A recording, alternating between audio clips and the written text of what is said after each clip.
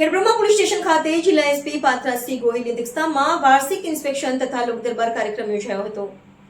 કાર્યક્રમ દરમિયાન જિલ્લા પોલીસ અધિક્ષક એસપીની ઉપસ્થિતિમાં પોલીસ કામગીરીની સમીક્ષા તથા પોલીસ પરેડ કરવામાં આવી હતી।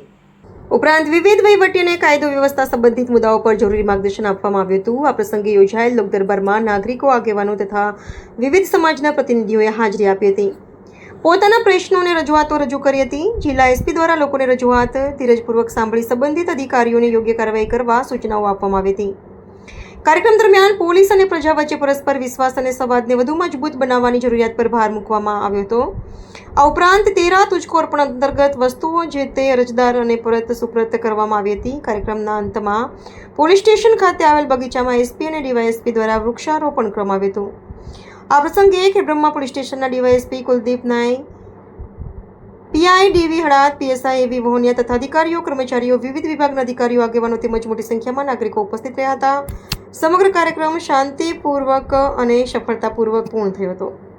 ખેડબ્રહ્મા પોલીસ સ્ટેશન ખાતે વાર્ષિક ઇન્સ્પેક્શન અને સાથે લોક દરબારનું આયોજન કરવામાં આવેલું હતું, જેમાં મોટી સંખ્યામાં ખેડબ્રહ્માના આગેવાનો હાજર રહેલા હતા અને તેઓ દ્વારા જે તે પણ પોતાની સમસ્યાઓ જણાવવામાં આવી અને તેનું નિરાકરણ લાવવા માટે થઈને પોલીસ વિભાગને જરૂરી સૂચનાઓ આપવામાં આવેલી છે, ખાસ કરીને ટ્રાફિક લગાડ અને એ ઉપરાંત જે છે એ તમામને અપીલ પણ કરવામાં આવી છે કે સાયબર ક્રાઇમથી બચવા શું કરવું, સાયબર ક્રાઇમ થાય તો શું કરવું અને જે ખાસ કરીને નશાખોરી જે છે તેના દૂષણને ડામવા માટે થઈને કઈ રીતે પોલીસને સહકાર આપે।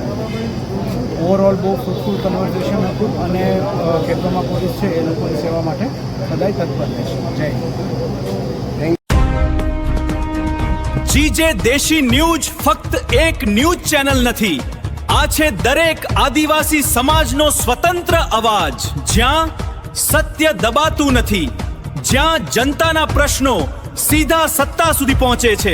ગામડાની ગલીઓથી લઈને રાજકારણના દરબાર સુધી દરેક અવાજને મળે છે એક મજબૂત મંચ। અન્યાય સામે નીડર અવાજ, આદિવાસી હક્કોની લડત અને સત્યની સીધી વાત।